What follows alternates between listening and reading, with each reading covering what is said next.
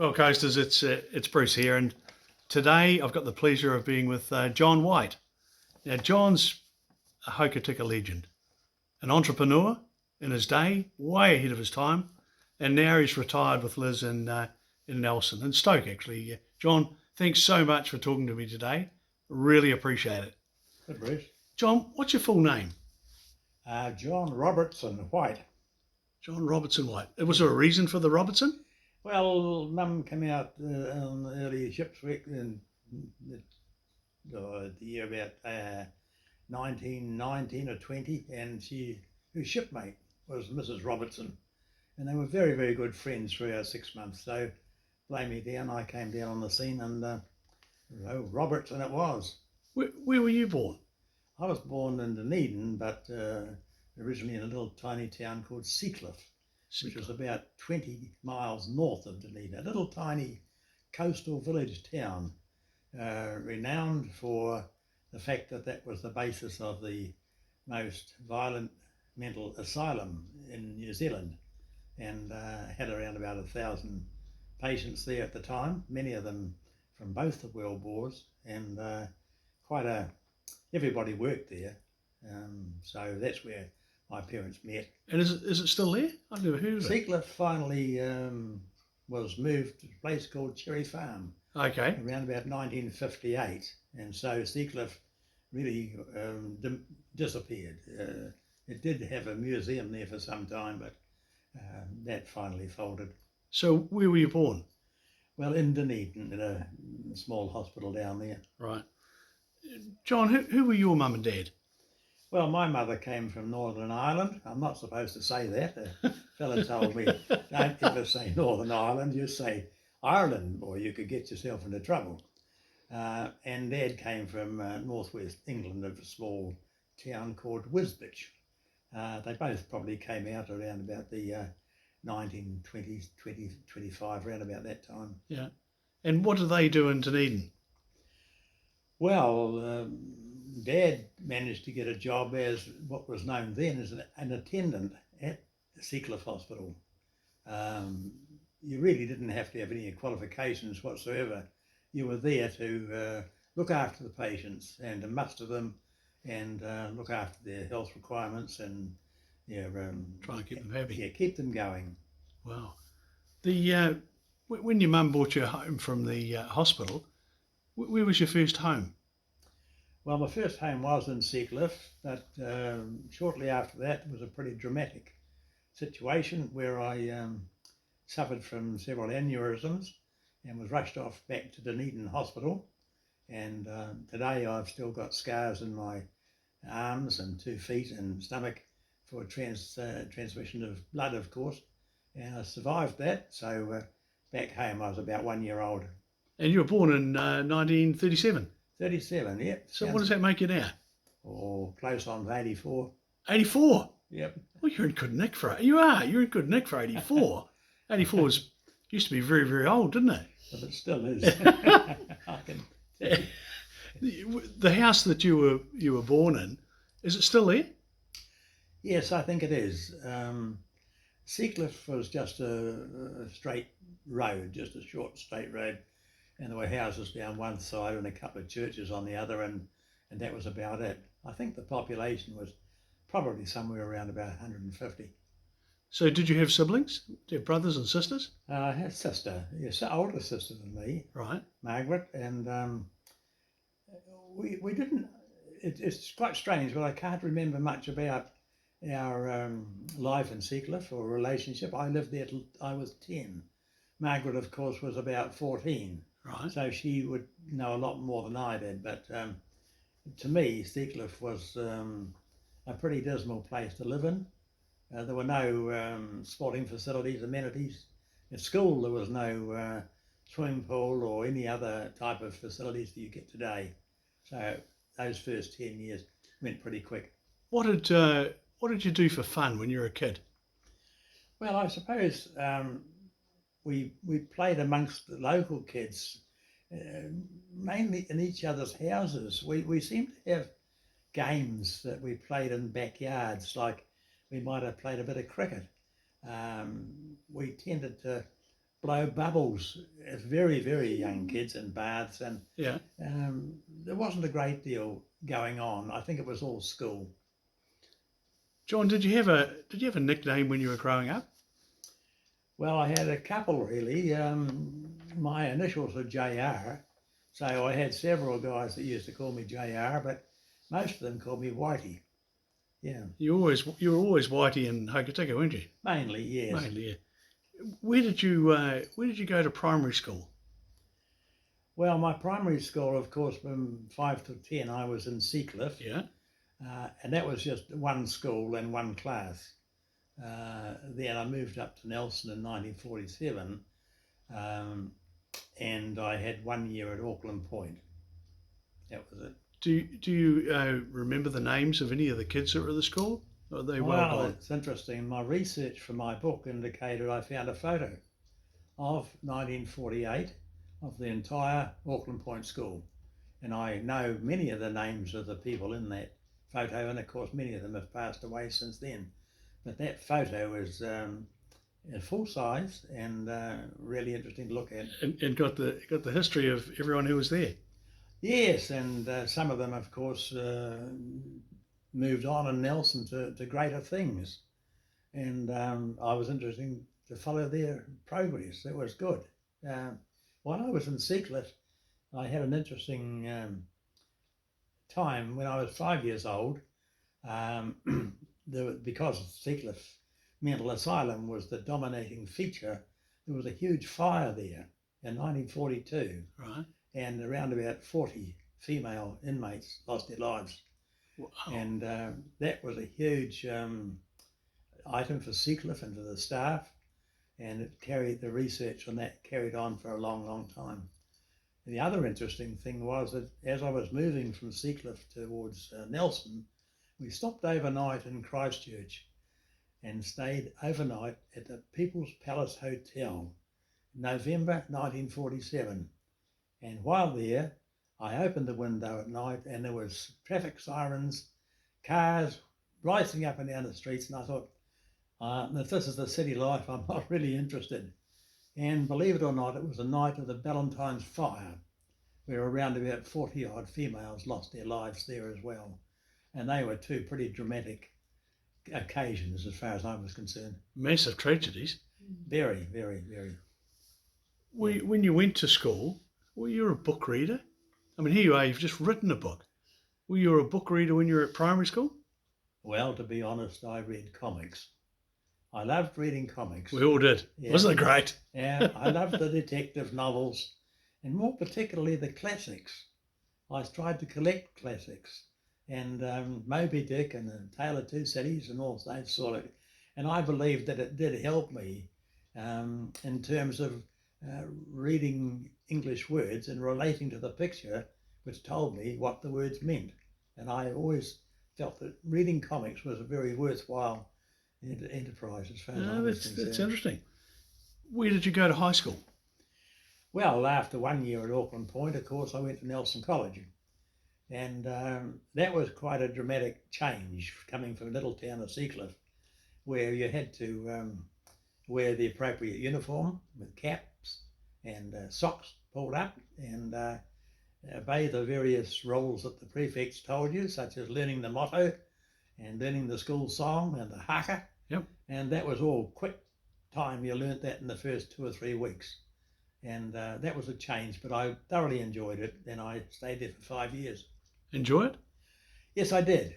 Yes, I enjoyed college. Did you make friends there that you still keep an eye on? Yes, 2 or 3 probably, because Nelson College had a lot of boarders. Yeah. And they lived in boarding establishments, and we never saw them after school closed at 3 o'clock. We went our way on our bikes off home, and they went off into their boarding houses. So we only saw the day boys who were there. But yes, I did. I enjoyed the company of probably a good half dozen at least. John, the favourite subject at school, what would that have been? Well, what I'm trying to do is I'm trying to find out what motivated you to do all those extraordinary things that we read about in your book. Well, I suppose I was interested in a commercial course, which include bookkeeping, commercial practice, and to some extent mathematics and geography. I enjoyed those courses, and I did a little bit of art, but not a lot. So would you have been a good student, academic student? Well, in 1953, I was top of the class, and that was my second year getting school cert. I missed the first year, too much rugby and other interests, and my parents said, well, back to school and get school cert, which I did, but I left the following year. Actually, I went into the sixth form, and they changed my course. I couldn't have commercial any longer. They said that was replaced with history. And I didn't have a clue about history. It was too tough for me. I didn't have the memory ability, so I left college about the August school holidays in 1954. Did you have a favourite teacher? I probably did. There was a fellow there called Norm Banks, and Norm was the teacher of the commercial practice and bookkeeping, and he was an easygoing fella, very quiet, not a big man, and we really got on together. His name was Norm, but of course we did refer to him as Norm, Mr. Banks. Yeah, of course. Back in high school days, if you had a mate, how would he have described your personality? Were you a ratbag? Were you out there? Were you introverted? Were you quiet? How would he have described you? I was pretty quiet. I wasn't very tall or big in stature, and I never made any grades in playing rugby, which was the main sport. Yeah. I never went swimming and so on. So I probably spent most of my time, well, surprisingly enough, playing football. I got onto the football quite often, quite after college. Yeah. When you were, during that period of time, was there anything that you decided that you wanted to be when you basically grew up? Did you have anything fixed in mind? No. I think I was, my sister had left home, gone nursing in Dunedin, and I was the only son left. And I really wanted to get out of that environment and fend for myself and do something. So when I realised I wasn't going to be getting a university entrance, I applied for a job with the Lands and Survey for 3 weeks during the school holidays, and I was pleased to be able to become active and, if you like, get to work every day and get out into the field surveying. So we're coming to the end of your high school time. What was your first job where someone actually wrote you out a cheque at the end of the week? Yes, that was with the government department, the Lands and Survey Department. That was what it was called. And I did 3 weeks with them during the school holidays and back to college. But then all of a sudden, about 1 month later, there was an advertisement in the paper. They wanted a chainman for the Lands and Survey, and that was the job I just had 3 weeks doing. What's a chainman? Well, the chainman is the fellow that runs the chain out from the surveyor to what the point of measuring. Yep, with you. So he's out there hanging on the end of the chain. Of course, sometimes that's quite a big job, quite arduous. And I applied for that job, and the boss picked me up and said, oh, well, you've been here 3 weeks, you know the job, so we'll appoint you. And of course, my first paycheck was quite appreciated. And was that in the Nelson area? In Nelson. Great place to start. Well, interestingly enough, I was able to cover the entire Nelson region surveying, and that included stints out to Westport and coast, up to Karamea, also over to D'Urville Island, a couple of stints there, and also into the Golden Bay area and down as far as the Kaharingi Lighthouse. So my knowledge of the whole area, I had 6 years doing that. And the boss eventually said to two of us, well, our complement here is too big now, and I'm afraid the two Johns are going to have to move away. There's a job in Hokitika, and there's a job in New Plymouth. And I said, John, he said the New Plymouth one is for a more permanent position, and John was ready to get married. This is my mate. And so he got New Plymouth, and I went to a map of the North Island and looked for Hokitika. And it wasn't there. It wasn't there. No. So the rest of the staff laughed their heads off, and I suppose we were only there another 2 weeks, and there was a short farewell for us both, and I got a small present in brown paper, which I unwrapped gingerly, Yeah. and I found out it was a parka. And I sort of said, "What do you do with this?" And they said, "Try it on." So a parka to go to the West Coast was it was telling you the story. Absolutely. So that parka really kept a bit of rain off me for a while. So you headed down to Hokitika, Yes, and you were with Lands and Survey. yes. Who was the boss then? Let's go back. Well, I had two bosses. One was called Bob Peters. He was the chief surveyor. And then, of course, there was a senior surveyor. And then, really, I was the only other one there from time to time as the chainman. But at the time, of course, the boss had said to us, you want to qualify yourselves, there is a course you can pass. So I did the course with correspondence, which was very difficult, over 5 years, and I became an assistant engineer and surveyor. And so that's the limit I could ever achieve, to be an assistant.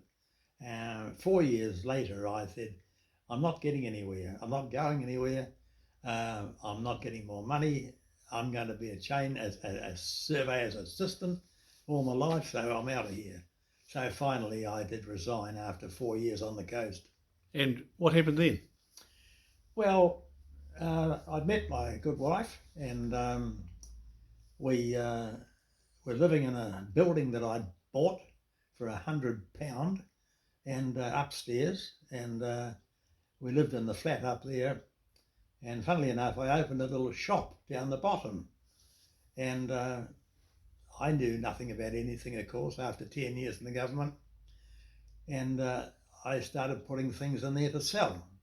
I had a bit of leftover furniture, and some of the boys in the Lands and Survey said, would you sell my fridge? Would you sell my chair? Would you sell my table? And I found a shop full of stuff to sell. Right. And somebody said to me, you've got to get a second-hand dealer's licence, Whitey. And I said, oh, really?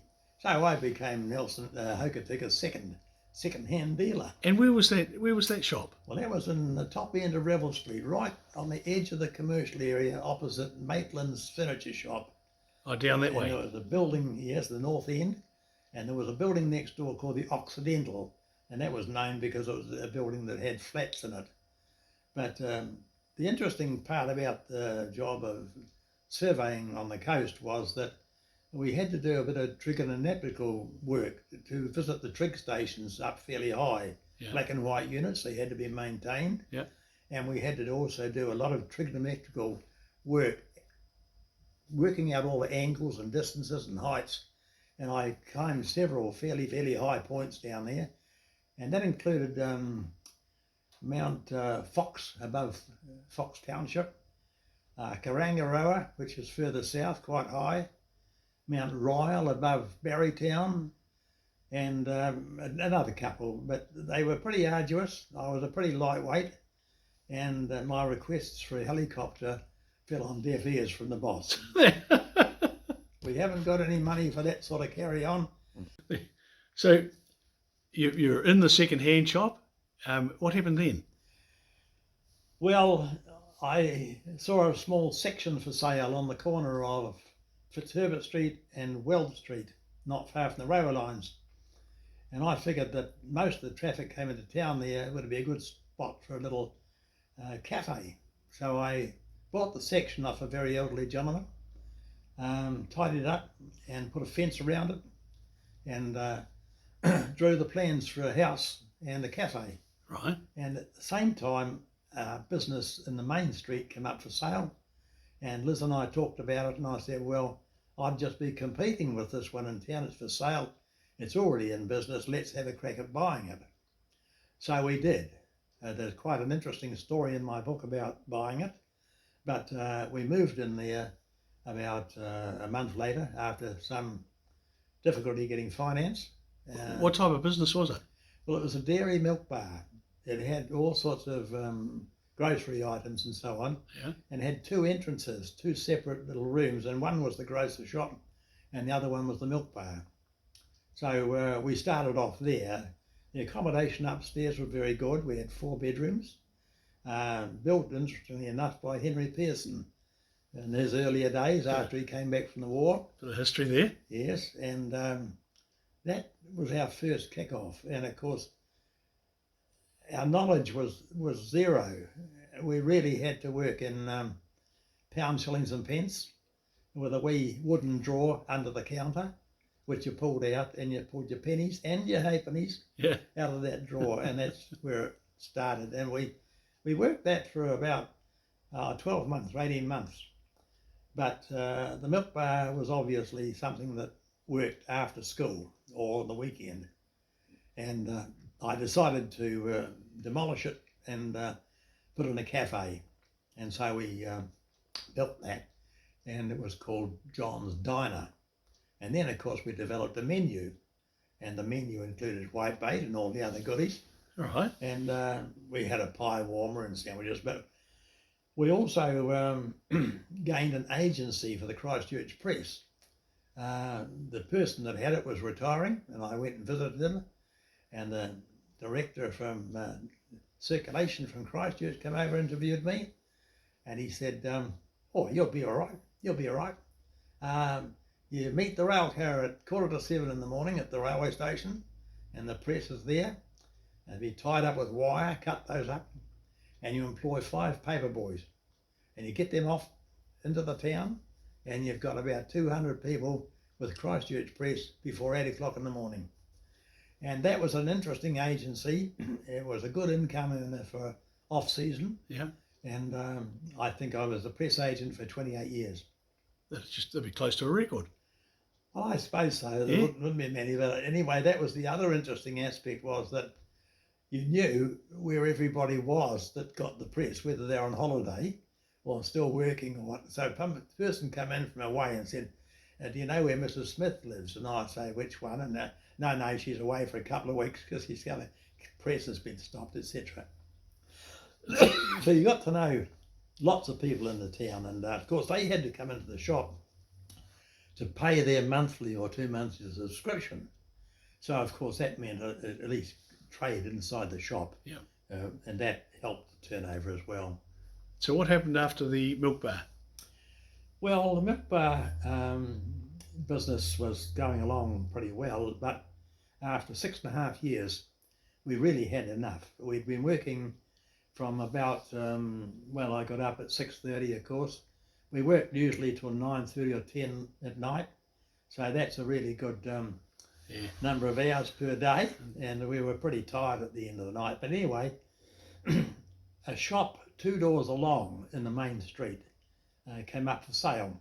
And I raced along and spoke to the people there. There were 3 shareholders. And they were heading back to Auckland, so I said, can I buy your shares? And they said, yes. So I negotiated that and I became a 2/3 shareholder.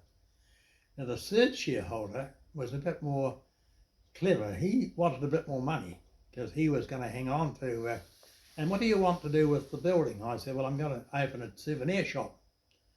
And he said, well, you're going to sell greenstone. And I said, well, I hope so.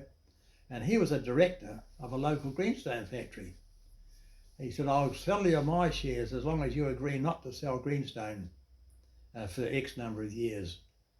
And so I had to sign that, and I never sold greenstone for 5 years. And where was that shop? The souvenir shop was at 29 Wells Street. There was 2 doors along, and it was next to a business called Griffin and Smith's. Oh yes, yeah. And that became a very good souvenir business. I worked long hours, but interestingly enough, at that time, we were 5-day trading, Monday to Friday. And after Friday, which you opened till 9 o'clock at night, you went and had a couple of beers with your other business friends. Yep. Alan Pegley and Bernie Preston and a few of the others. And it was obvious that the tourist business was opening up. 1965, Haas Pass is open. Just opened, yeah. And they were not only coming from the north end, they were coming from the south end as well. So there was a double lot of people. And obviously I needed to open on a Saturday. So I applied to the Shops and Officers Tribunal, a pretty mighty outfit. Very, very labour organised. They were strict labour, not politicians, but they stuck to the 40-hour week. So I put my case to the court and it was turned down because one of the local Hokitika, older businessmen, opposed it. And I could not believe it. That story's in my book too. And so you would have been one of the first people, though, to open on a Saturday, to want to open on a Saturday. Yeah, well, I applied again 6 months later. Right.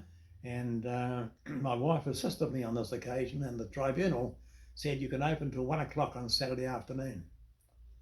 And so we had to deal with that. Now, obviously, it was important to open to sell the Christchurch Press because I was the only retailer. Oh, yes. Otherwise, I'd have had an honesty box, which I did, which was the most dishonest honesty box I've ever dealt with. Yeah. Didn't work. And blame me down, within 12 months, the government had opened the country for Saturday trading. And it wasn't that long after that, they opened for 7-day trading. And so the people in Hokitika that opposed my opening on Saturday and Sunday, well, I guess they had to bury their heads because in those days people had worked with cheques and travellers' cheques, and they never had cards of any kind. So you had to be there to service them as well.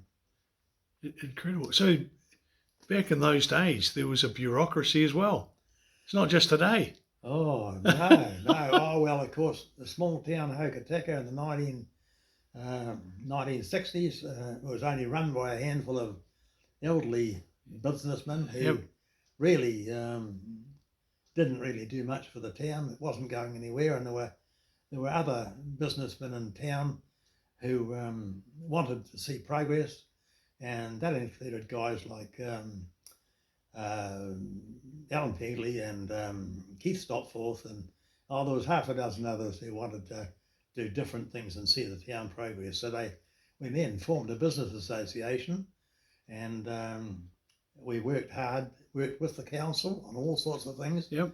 And that helped to generate more interest in the town. So John, how old were you when you started dating? I'll leave now. Probably about 16, I suppose. I think I had, yeah. Well, they weren't, I suppose we were just good friends in those days. It never amounted to much, but we were good friends, yeah. Do you remember your first date with Liz? Yes, I do, Bruce. It was really, really interesting because my wife had been transferred to Hokitika to take up a job at the local kindergarten. And along the bottom end of Revel Street was a lady called Mary Wells. That name's well known in Hokitika. And Mary saw us one day, a friend of mine, and said, well, this girl's coming over from Christchurch and we're having a party for her on Saturday night. Would you like to come along? And yes, we would. So Cyril and I went to the party, had a few drinks, got to closing up time, go home, and Liz and I walked out the front door at the same time. So I said, well, we better say goodnight, and I gave her a nice kiss, and that was 57 years ago. Well done. It must have worked. Must have been a good kiss. What do you most admire about Liz? What are the strengths that she brings to your 57-year partnership?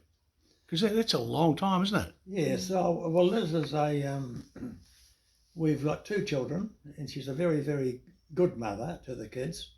One daughter has multiple sclerosis, and Liz is constantly looking after her needs, administratively and physically at home. But Liz, we work together and have worked together on all sorts of projects, although from time to time she has said that she sort of has to follow me in all my development ideas and projects and stuff like that. And there was a couple of times where I bought a bed and breakfast house, and we'd been living in a brand new house for 2 years. And I came home that night and said, oh, I bought a bed and breakfast house. Well, she was quite astounded. How did that go? Sitting in it, well, not very well. It went down like a lead balloon, I think. But I explained what had happened, which is detailed in my book, because why I bought the bed and breakfast. And of course, we moved in there. We had 10 years there. So that was quite hard work because Liz was still kindergarten teaching And trying to run the guest house, the bed and breakfast. So I have to admire the efforts she put in. And, where was the guest house? the guest house is now known as Teichelman's, Wow. opposite the fire station. And we had 10 years in there. Yeah. Well, it's pretty famous. You know, I mean, it's got a great reputation.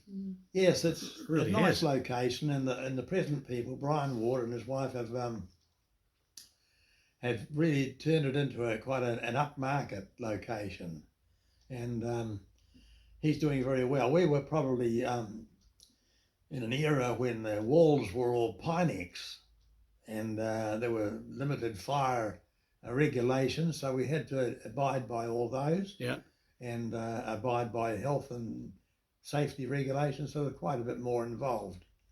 So our 10 years came up and we were quite pleased to leave that department. So what happened next? Oh, it's a massive story. I can't wait to ask you about the Tweed Factory, because that was just something that I thought was brilliant, absolutely brilliant. Well, after the guest house, we moved into a private house in residential area, and Liz carried on kindy teaching, and in the meantime I'd bought this property out north of town, and there's 28 acres just beside the factory, venison factory, and was working hard on that, fencing and so on. And of course I was still in the tourist centre, so we had the kindergarten, the tourist centre and the guest house all running at one time.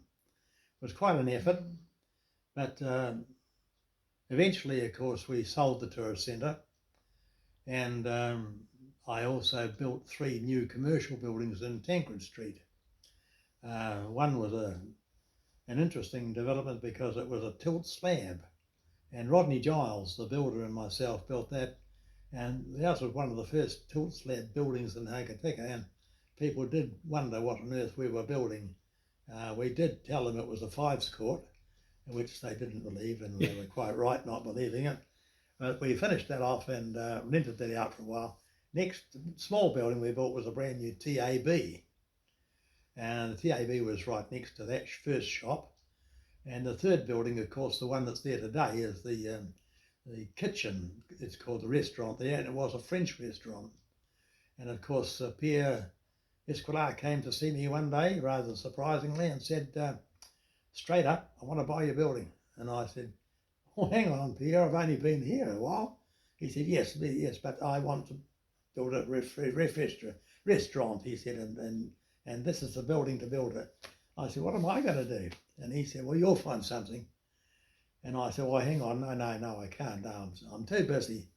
And so that was called White's Agency, diagonally opposite Renton's. Yes, yeah, I know And it is. of course, building those 3 businesses down there brought the building trade back into that part of Tancred Street, and also, of course, to the museum across the street. Yep.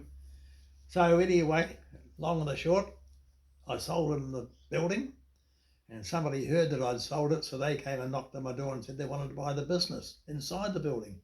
So that went too, and I was retired at 50 years age. It had happened. I was off up to the farm, which we called White Acres, and that was 15 years. we loved it up there. Of course, we didn't really stop our activities in the community, because that was where a lot of us felt there was a need for a big tourist hotel, and we formed a company called Tweed Development. And Tweed Development was several known names like Bruce Patterson and Graham East, you know.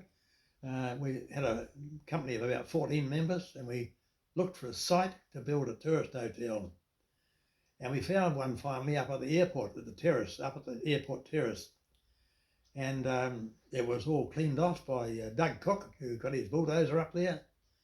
It was council land, big terrace, and we tried to interest people to come and put money into it. Well, nobody wanted to put money on the west coast.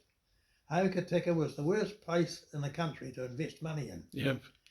However, a magician, call him that, turned up one day, and he lived in Fiji, and he was a very successful developer over there. And he Mr. Burgess.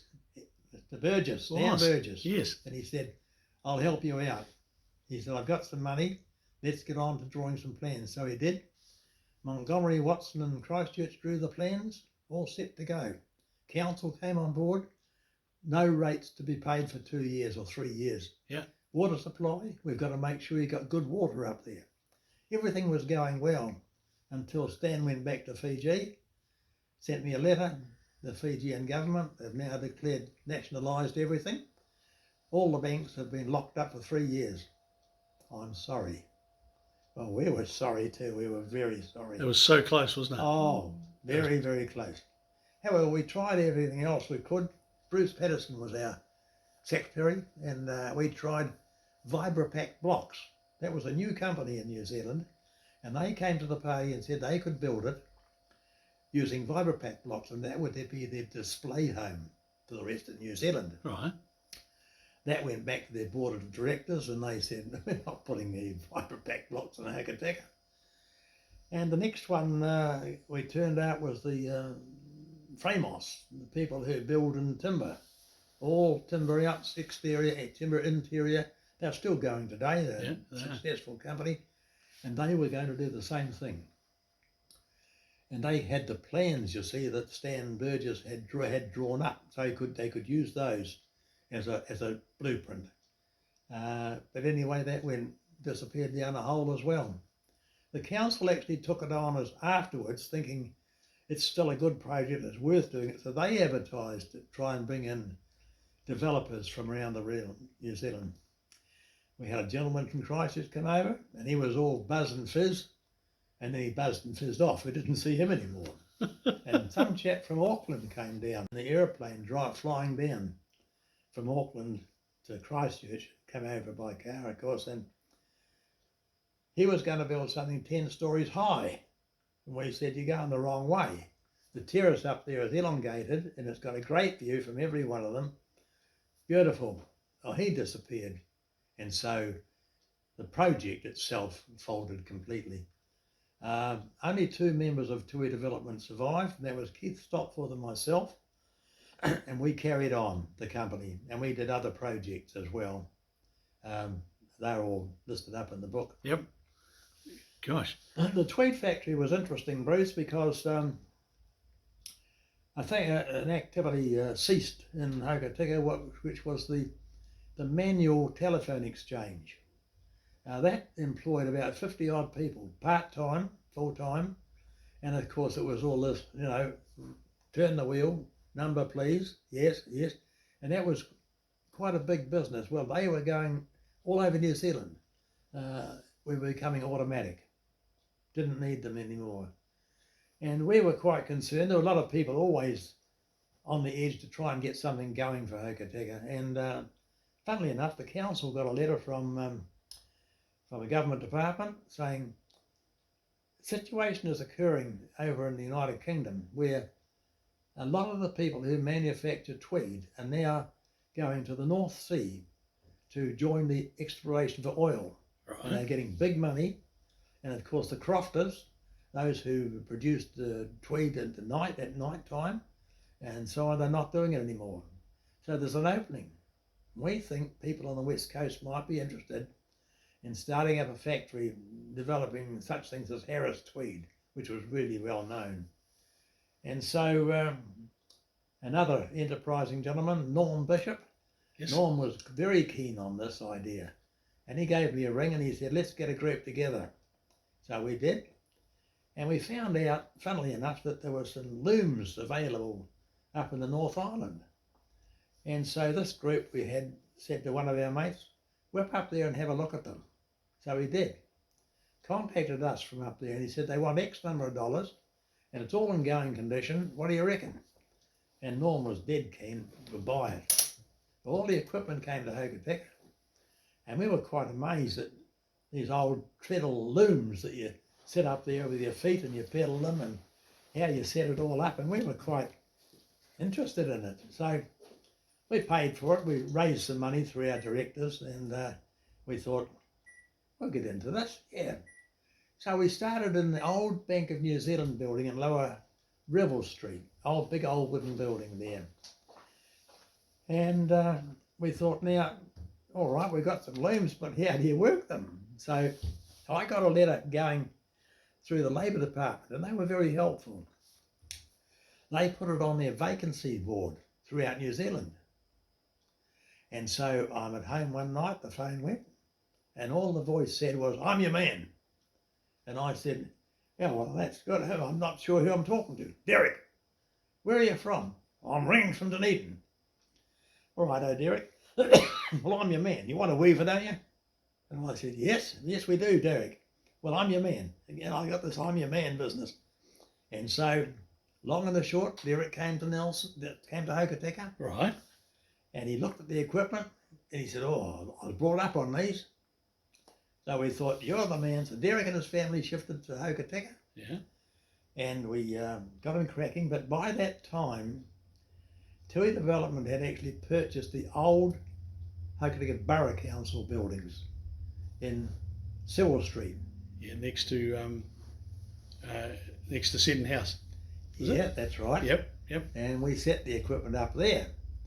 But of course, we'd have to get some wool. But surely we've got to get some wool to get meetings. Right. Norm got his big vehicle cracking over to Timaru and bought a whole lot of wool from Alliance Textiles. And so the wool arrived, Derek got started, he set up the weft machine and started weaving. And we said, well, what are we going to weave? And that was the problem. So Norm got a few tartans. Well, tartans are quite difficult to weave. So we tended to say, well, now let's do some houndstooth or do something else. So we started weaving all this stuff, produced a brochure all about the weaving, and the Labour Department provided us with 3 people that were able to go in a special assisted scheme, and they learned the art. Well, 2 of them lasted 3 weeks, disappeared, and one of them, Mr. Lawn was his name, he was very good, and he stayed on for a while with Derek. And so the weaving continued. We started producing this tweed. Yeah, I remember, I saw it. And then we manufactured some weaving display units as well to put the tweed on. But we weren't getting any money. So a few people were coming, and we visited the motels and said, well, you know, tell all your tourists to come down to the Tweed Factory and so on. So eventually we did start selling some tweed. And interestingly enough, a lady and a gent came in one day and said, you're making all this tweed, what do you make out of it? What garments do you make and so on? And this fellow Ian Brown, a nice bloke, he said, well, we're tailors. That's our trade. And there was the upstairs portion of the council not being used. Yeah. So we went up and had a look at it, and he said, I could set up my tables here, make stuff for you. So they did. And they made skirts, and Ian and Jenny Norton, they made these beautiful vests as well with pockets and so on. Could be a duck shooters or something for that, all the ammunition and all the stuff, and they were very nice. And Norm and Ian actually modelled this stuff and put out a few brochures, and we did sell tweed to different parts of New Zealand. And there was 2 things that happened which was interesting. The local school wanted us to make their school uniform, their skirts, out of tweed. The order was too big, we couldn't handle it. There was only Derek weaving away there. Then we got an order from the Auckland Pipe Band. Could you manufacture our kilts? Well, there's so much material in one kilt alone, let alone 20 or 30. So we knew there was a market out there, but you'd need 3 or 4 of those treadle looms, and you'd need 3 or 4 weavers flat out. to be able to do it. So those orders never got answered or never got filled. And Yeah. so in the short and long term, the Tweed Factory just, well, I suppose it was just dying a natural death, really. We're in the wrong place, wrong time. And so Norm Bishop and I were the only two shareholders left. The rest had gone, Yep. disappeared or whatever. So Norm and I advertised the material that looms for sale. The material went down to Temuka, just out of Timaru. And the looms, well, a man and a lady came up from Wallaka. And they said, this is interesting. So we negotiated a price and the whole lot went down to Wanaka. She's gone. Gone. So I thought, well, Wanaka's got a lot of tourists and they'll do well down there. I followed it up only 6 months ago. I wanted to know what had happened to our Tweed looms. And so I rang the different local bodies down there. Yeah. Oh, we know the lady that had them. We know the lady. Yes, now they're gone. They've gone to Oamaru. And I said, what are they doing there? Oh, there's a couple weaving. I found their name and their address, phoned them up, and I sent some old material that I had back, written material and instructions on the machines and everything. And I rang them up and they sent me photos of the stuff they are weaving. Absolutely beautiful. And in Oamaru, there's a special historic area street. Yes. And, yeah, I know what you mean. and they're operating from in there and they're getting the tourists through. So that's been a success story. And it's working for them. Still going. That was Westland Tweed. Home, Liz and I, and we would cut it up into scarves. And at the ends of the scarves, we'd use a little machine and tassel them all nice and loose and take them back down to the factory and sell them. But even that just couldn't do. The bank rang us up and said, well, you know, you're doing pretty well, but you've been in overdraft for so long now. We think we better settle the bank. Yeah. So that was it. Did you ever meet your grandparents? No. They were in the old country, of course. Never came out this way. It's amazing the number of people who never got the chance to meet the grandparents. It's quite amazing. Yeah. No, they. I guess my mother was on a pretty basic sort of farming area, and they wouldn't have been travellers. They wouldn't have had any desire or that to shift or travel at all. John, what do you reckon's the most important invention that you've seen in your lifetime? Well, I suppose important is a difficult word to clarify because over the years, I suppose, I mean, it sounds silly, but it's a cell phone really. Yeah. It's become the absolute norm these days, and it's so different to whatever we had. And I was just talking to a friend the other day about requiring something, and I said in those days we had to write to them, and it would take 4 or 5 days for the letter to go, the answer to come back, and everything now is instant. Emails, the cell phone, and so on. I think that's the biggest change I've seen. Did you always have a refrigerator? When you were a kid, was there No. when did fridges first come along? Well, I don't know. We probably no, I didn't have a refrigerator until we were married, really. I suppose I was batching for quite a few years, and even then we never had anything like that, just a safe with a netting fence, a netting out the front window. But no, fridges were, I suppose, in the cold weather and down in Seacliff, you wouldn't have probably needed one. Would it last the through? What was your first car? Well, my first car was a 1937 Ford 10, and they called it the pregnant model. Right. Because it had bulging sides, and interestingly enough, it had cross springing as well. And so when you went round a corner, you were thrown out the other side. So you really had to take it careful. But the Ford 10 was all I could ever afford.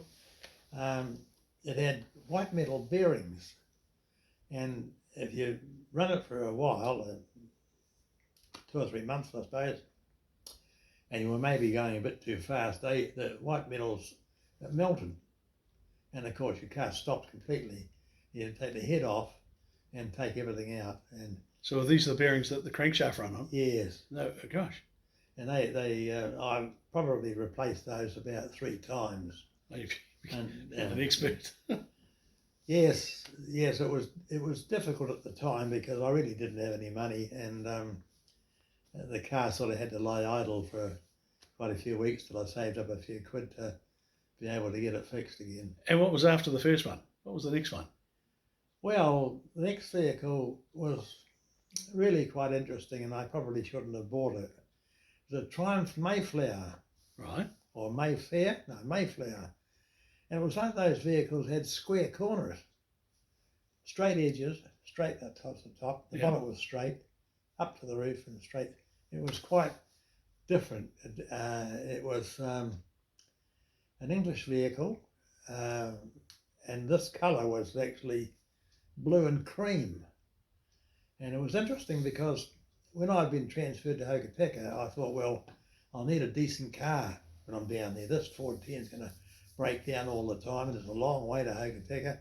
So I bought this car, and so when it arrived in Hokitika, it was quite a bit of an eyesore.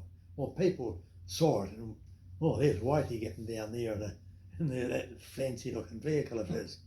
So I didn't really hold it too long.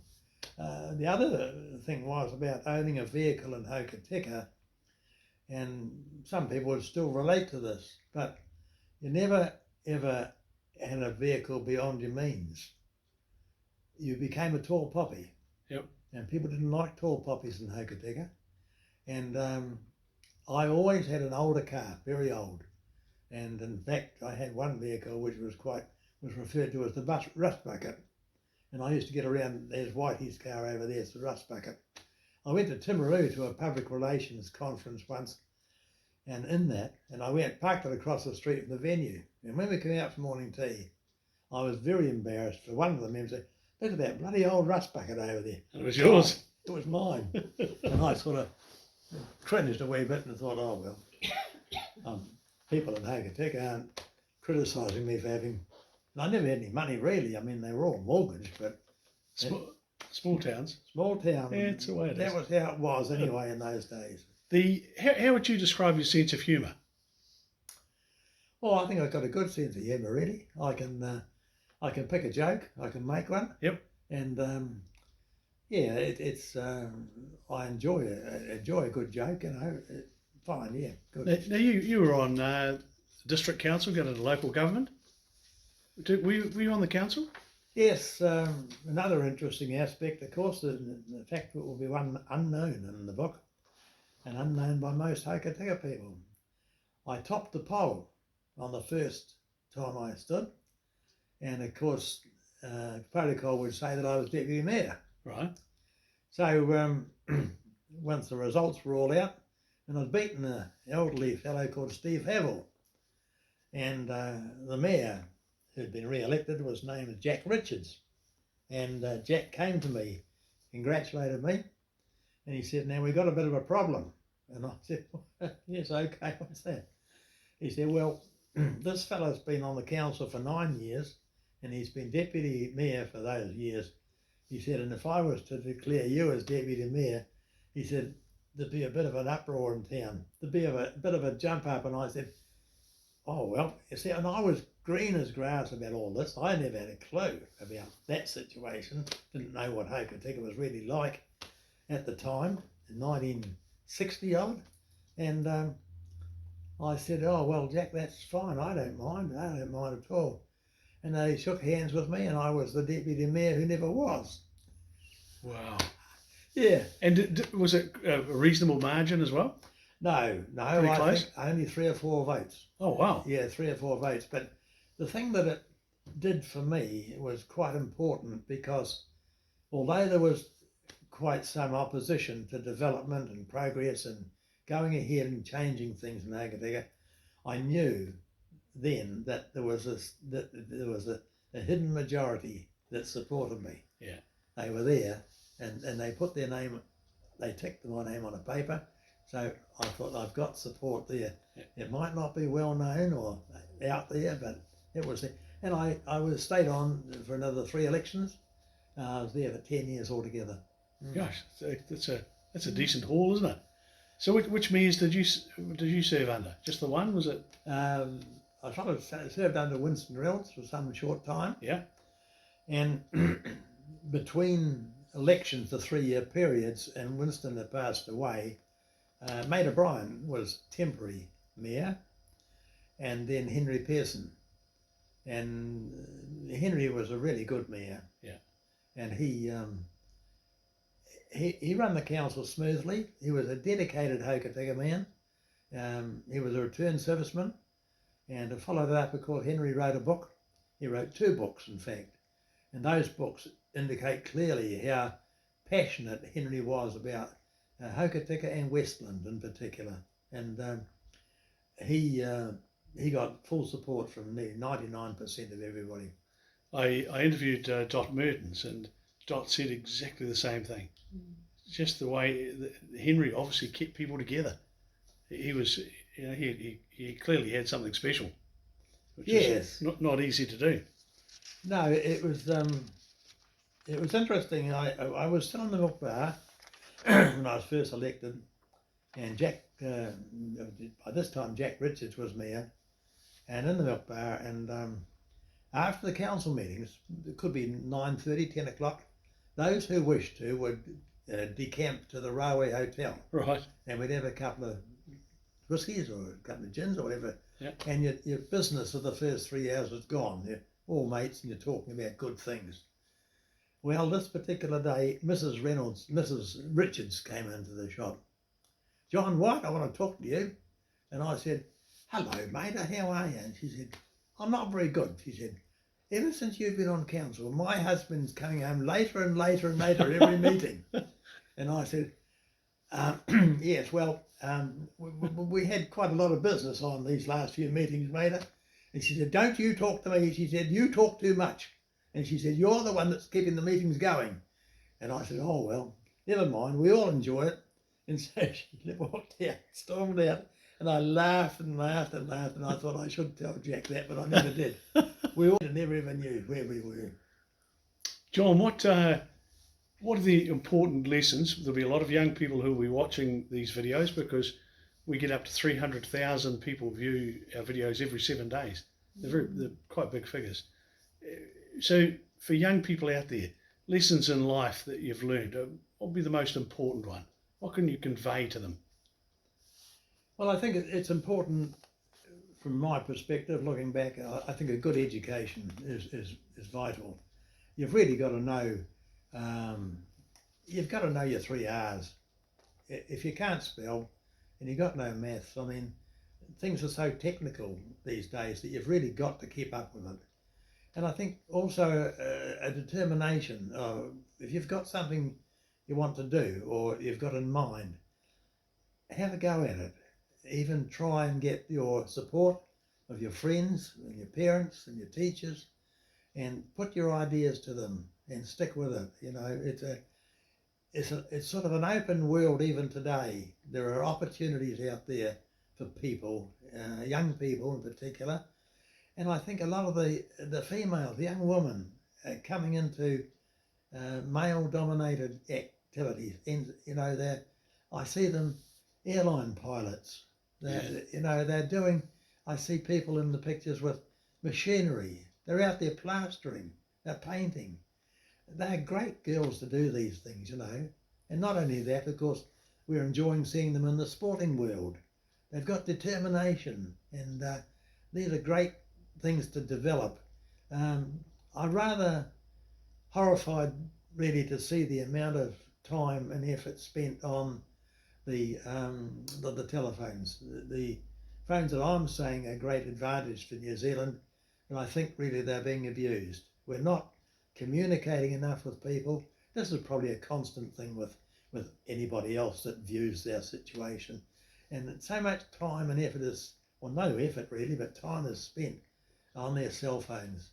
And they've got to cut that in half at least, and start talking to their friends and communicating and sharing ideas. You never know what comes out of it, because it's the sharing ideas that you often see developments happen. And you read about that You know, a couple of blokes talking in a pub, and one thinks of one thing and the other one thinks the other, and before you know it all, they've got a business going. That's the way it happens. Well, Coasters,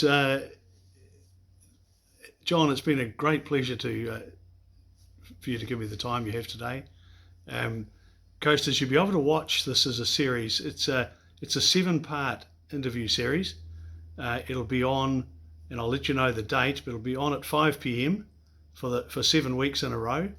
You can also go to our YouTube channel, and if you type in John White, a coaster, you'll find the full interview. It'll be on Instagram, and I hope you enjoy it. But John, thank you so much. It's been an absolute pleasure. Good, Bruce. Thank you very much as well. Thank you.